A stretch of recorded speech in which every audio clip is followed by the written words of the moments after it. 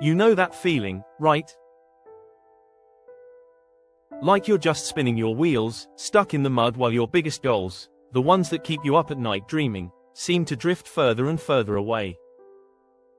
For a long time, that was my daily reality. I was absolutely on the verge of throwing in the towel, convinced I was just destined to be average. Then, almost by accident, I stumbled upon this ridiculously simple, 7-minute daily habit. And it didn't just tweak my mindset, it fundamentally rewired my brain for success, for resilience, for genuine, unshakable well-being. It sounds almost too good to be true, doesn't it? But here's the kicker, it's not. And in this video, I'm going to pull back the curtain and show you exactly what I did, and more importantly, how you can start doing it too, right now. Section 1. The right. Picture this with me. Every single morning, I peel my eyes open, already feeling completely exhausted. My first instinct: grab my phone, naturally, and start scrolling through everyone else's highlight reels, their wins, their perfect lives. All while my own endless to-do list just stared back, mocking me, never shrinking. I tell myself, okay, you just need more discipline. More hustle. Maybe a new productivity app will finally be the magic bullet. But nothing, and I mean nothing, shifted. The harder I chased the next milestone, the further away it seemed to recede, like some cruel mirage. My internal monologue. It was a broken record, a relentless loop of, "You're behind. You're average. Why even bother trying?" And here's the really frustrating part. I was doing all the right things. Seriously. I was journaling my goals, religiously drinking enough water, even meditating 10 minutes a day. Yet, life felt grey. Flat. Like a muted, low-res version of what it should be. It was baffling. What was I missing? I later learned something profound. Without an active practice of gratitude, our brains are hardwired to keep scanning for threats. It's an evolutionary survival mechanism, sure, but in our modern world, it often means our nervous system stays locked in a low-grade fight or flight response. No wonder my creativity flatlined. No wonder my patience ran on fumes, leaving me snappy and irritable. My brain was essentially stuck in emergency mode, constantly anticipating problems, which effectively shut down any capacity for joy, innovation, or even just basic calm. This perpetual state of low-level stress, fueled by a constant search for what's wrong, was the silent killer of my growth, keeping me firmly entrenched in that soul-sucking rut. It was a vicious cycle, and I desperately needed an exit ramp. Section 2. The discovery. One particular night, utterly drained and feeling like I'd been dragged backward through a hedge, I just collapsed onto my bed. I grabbed an old, dusty notebook, the kind with a forgotten grocery list on the first page, and on a complete whim, I decided to just list 3 tiny things that hadn't completely sucked that day. I wasn't looking for earth-shattering revelations, just minor non-catastrophes. So, I scrolled down. The barista actually spelled my name right today. For once, the subway doors opened literally just as I arrived, no waiting, and my left knee, the one I injured last year, didn't even twinge on the stairs. It took me, honestly, about 7 minutes, tops. I certainly didn't expect any miracles. I just wanted to get something, anything, down on paper to break the mental loop of negativity. Yet, the very next morning, something felt lighter. It was subtle, almost imperceptible, but it was there. My phone still buzzed with emails, the deadlines still glared from my calendar, but that incessant inner static, that low hum of anxiety and self-doubt, had definitely dialed down a notch.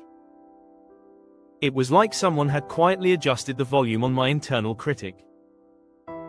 Curious, and honestly, a little skeptical, I repeated the ritual the next night. Then the next. And then the next. Within a week, I started noticing something even more profound. I was actually pausing during the day, catching myself spotting small positives without consciously forcing it. My brain was doing reps on its own, almost like a muscle memory I didn't even know I was training. It was shifting from a threat detection system to an opportunity spotting machine, all on its own. This wasn't about ignoring problems. It was about expanding my perception to include the good, the small, the often overlooked moments of grace that were always there, I just hadn't been tuned into them. It was like I'd been walking through life with blinders on, and suddenly, they were starting to lift. Section 3: The Rewire. This, my friends, is where the incredible science behind gratitude truly jumps in and blows your mind. When you practice gratitude, even for those microscopic moments, you're essentially slamming the brakes on your body's stress response. Specifically, you're reducing the production of cortisol, that nasty stress hormone that keeps you perpetually on edge, ready to fight or flee. But it's not just about stopping the bad stuff, it's about actively promoting the good. Gratitude releases a powerful hit of dopamine and serotonin. Think of them as nature's antidepressant and reward cocktail. Dopamine gives you that feeling of pleasure and motivation, making you more likely to repeat behaviors that feel good. Serotonin, on the other hand, stabilizes your mood, promotes feelings of well-being, and helps you feel more content. It's a 1-2 punch for your brain chemistry, creating a positive feedback loop that reinforces this beneficial habit. And the long-term effects? They're even more remarkable. Over time, practicing gratitude actually thickens your prefrontal cortex. That's the part of your brain responsible for executive functions like decision-making, planning, and impulse control. So, you're not just feeling better, you're literally becoming sharper, more thoughtful, and better equipped to navigate complex situations. Simultaneously, your amygdala, the brain's alarm center, the part that screams, danger, at every perceived threat, starts to quiet down. Translation: you stop treating every slightly snarky email or unexpected phone call like it's a saber-toothed tiger lunging out of the bushes. You gain perspective, you react less impulsively, and you approach challenges with a much calmer, more considered mindset. For me, the first truly tangible win from this neurological rewiring was patience. I mean, real patience. I found I could sit through a meeting that once felt like nails on a chalkboard, a tedious, soul-crushing experience, without mentally checking out or feeling my blood pressure rise. I could actually listen, process, and contribute, rather than just waiting for my turn to speak or silently fuming. Then came persistence. Before, I'd start a new workout plan, miss a day, and immediately spiral into, what's the point? Now, I stuck to a consistent workout plan for 40 days straight. Not through some superhuman act of iron will, but because that internal, why bother, voice, that insidious whisper of self-sabotage, had lost all its airtime. It was still there, sometimes, but it was just a faint echo, easily ignored. Finally, and this was truly exhilarating, my creativity resurfaced. Ideas for projects, solutions to complex problems, even just witty comebacks, started arriving again in the shower, on my morning walk, or while doing the dishes, just like they had when I was 8 and bored on summer break, full of imaginative possibilities.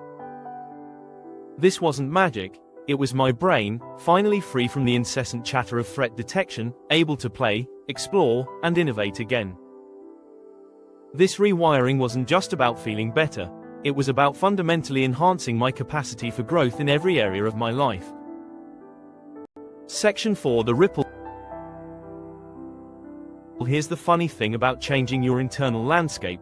Once your lens shifts, once you start genuinely appreciating the world around you, people actually respond to that. It's almost uncanny. I used to just grunt greetings. I started leaving me voice notes of incredibly dumb jokes, just to make me laugh. Co-workers, who previously seemed to hoard information, began volunteering helpful feedback and insights before I even had to ask. It was like I'd unconsciously broadcast a new frequency, and suddenly, everyone was tuning in. Research, like studies from the University of Georgia, beautifully illustrates this phenomenon. Gratitude acts like a powerful social glue. When you express appreciation, especially out loud and genuinely, others feel seen, valued, and respected. And when people feel valued, guess what? They invest more in the relationship. They become more willing to cooperate, to help, to go the extra mile. My once lonely grind, where I felt like I was battling every challenge solo, slowly but surely transformed into a genuine team sport. I remember one colleague, someone I barely interacted with before, actually mailed me a physical book that, completely out of the blue, ended up solving a really vexing coding bug I'd been fighting for weeks. Why?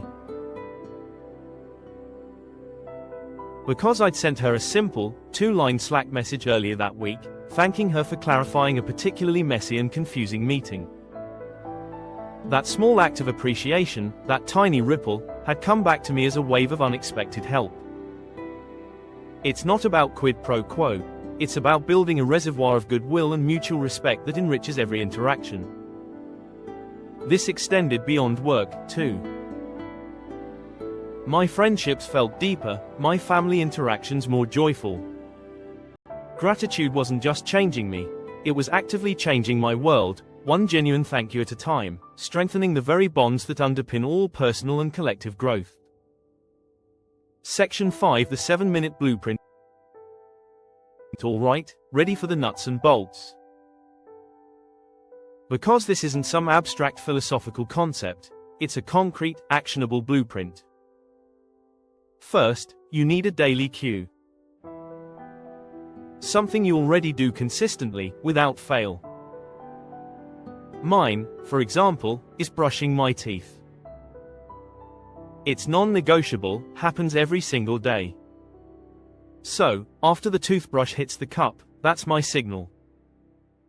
I open my notes app, no fancy pens, no leather-bound journal required, though if that's your jam, go for it, and I fire off 3 specifics.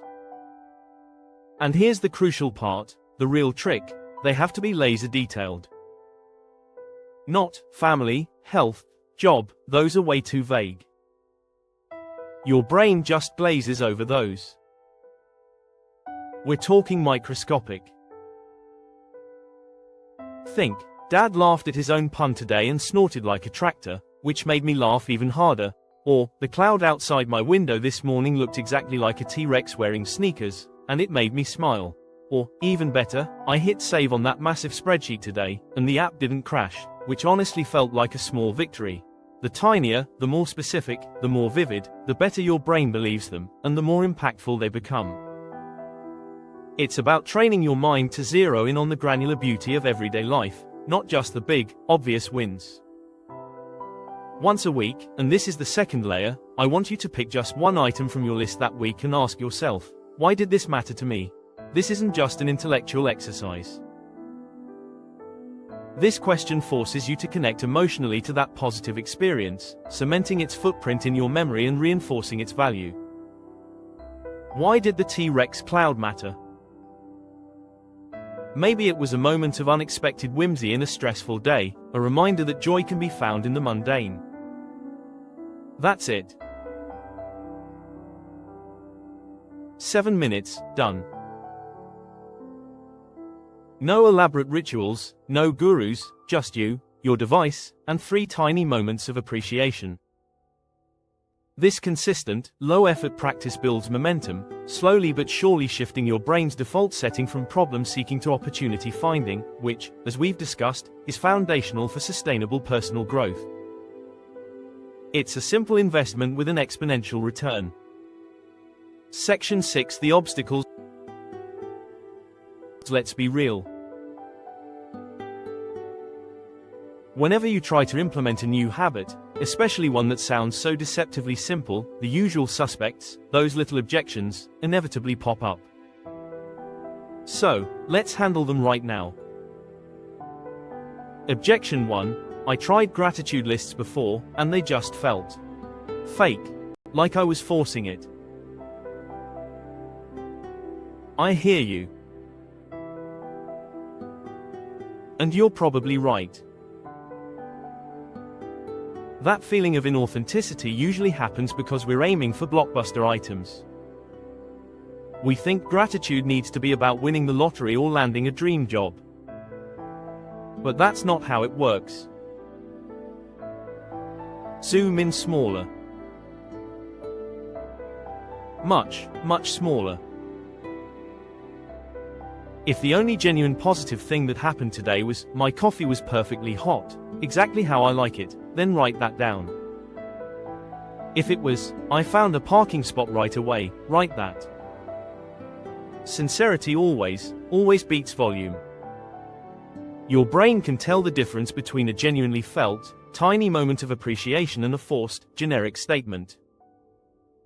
The power lies in the authenticity of the feeling, however small the trigger. Objection 2. Ugh, I missed a day. Now the streak's ruined, and I'm a failure. Stop right there. Neuroscience, thankfully, loves averages, not perfection. Your neurons aren't sitting there, holding a grudge because you skipped Tuesday. The brain is remarkably adaptable. If you miss a day, or even a week, it's not the end of the world. Just hop back in tomorrow. The important thing is the overall pattern, the consistent effort over time, not an unbroken chain of perfect adherence. Be kind to yourself.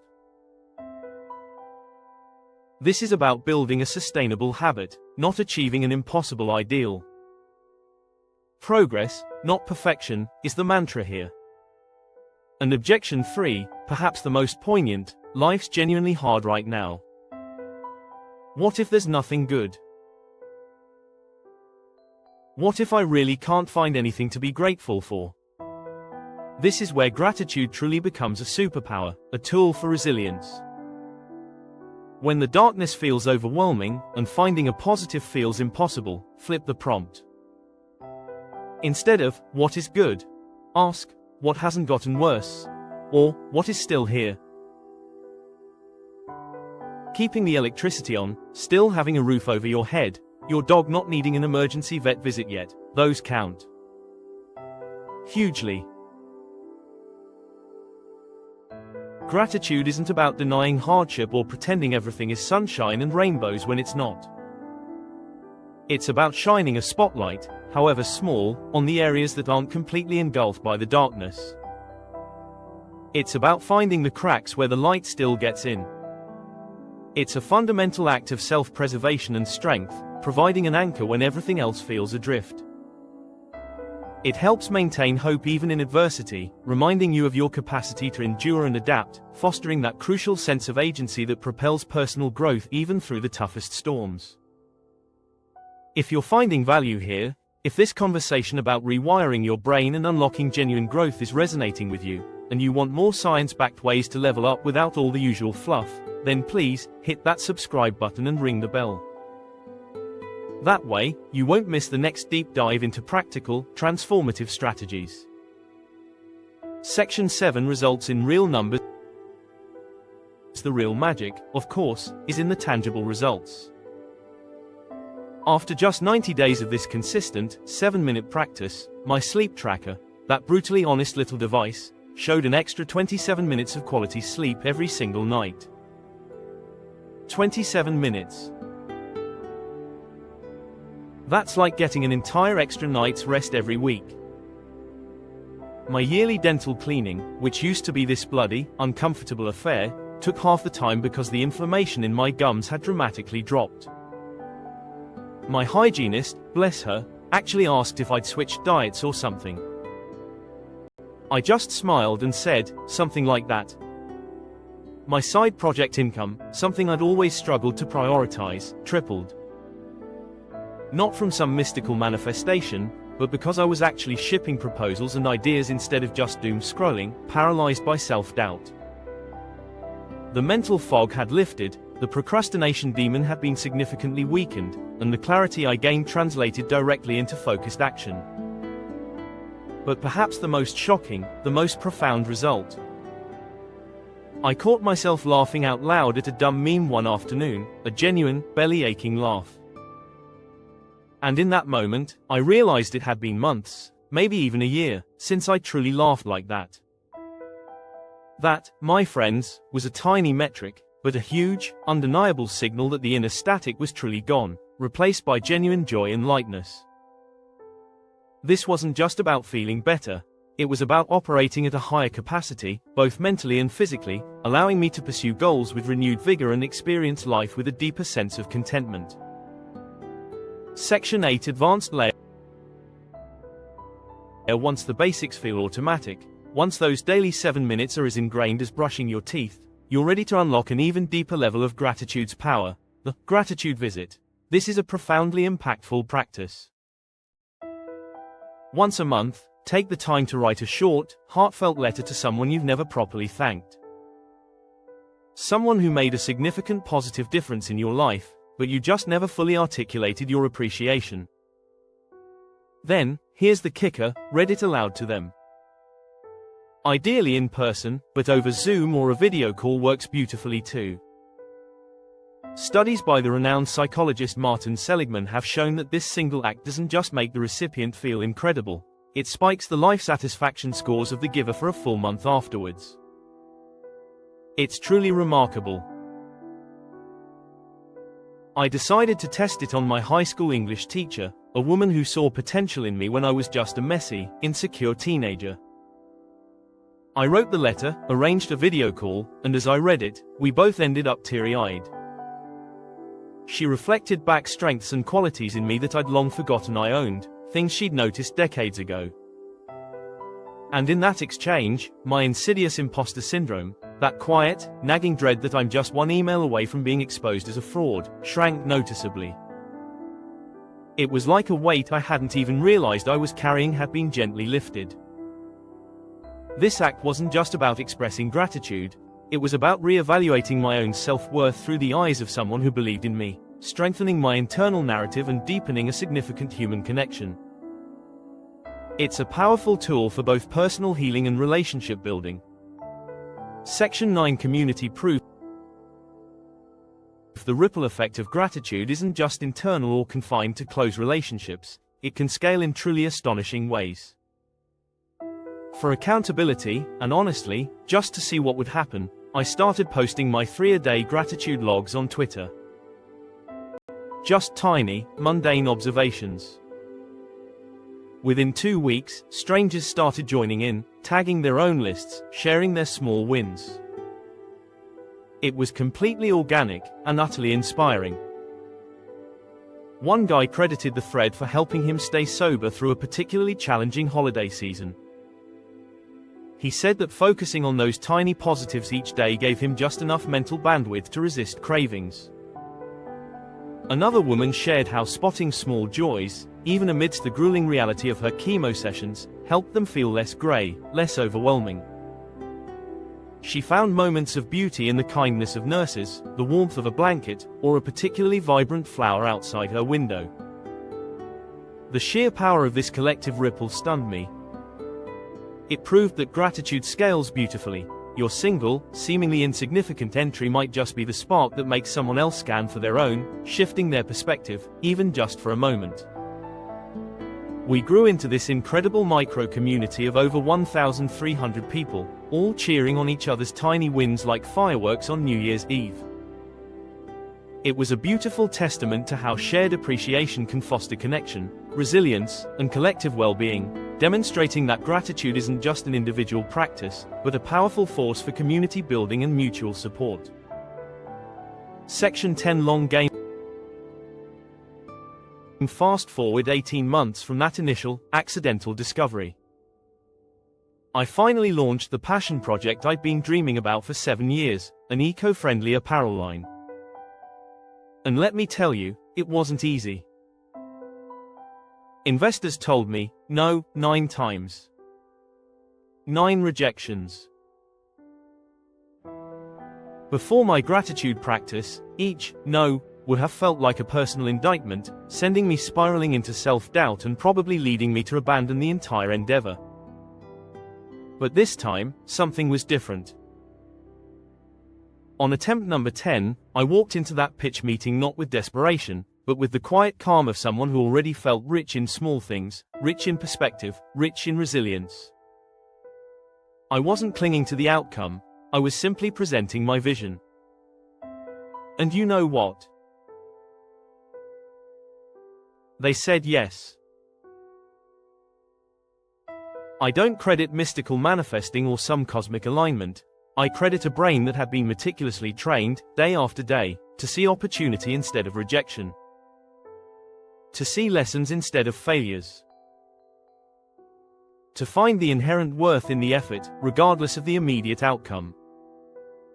Persistence, when fear isn't hogging the steering wheel, is a hell of a drug. It's the engine of all significant growth.